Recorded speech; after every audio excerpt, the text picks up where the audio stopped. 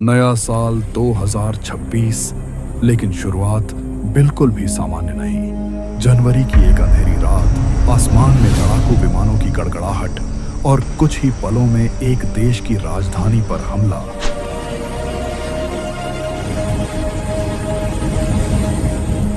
दुनिया हैरान रह गई। अमेरिका की अचानक की गई सैन्य कार्रवाई ने पूरे वैश्विक सिस्टम को हिलाकर रख दिया।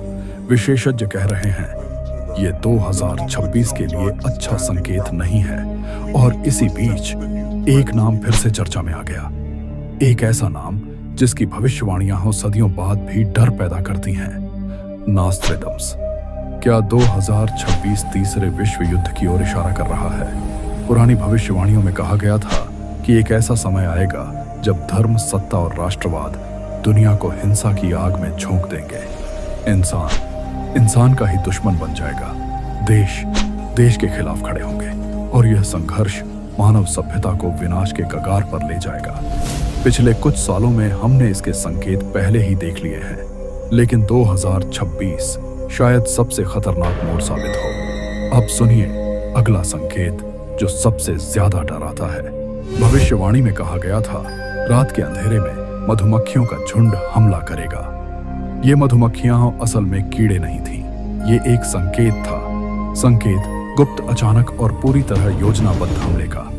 और हाल ही में जो कुछ हुआ वह ठीक इसी पैटर्न से मेल खाता है। क्या ये सिर्फ संयोग है या किसी पुरानी चेतावनी की शुरुआत? भविष्यवाणी का अगला हिस्सा और भी भयावह है।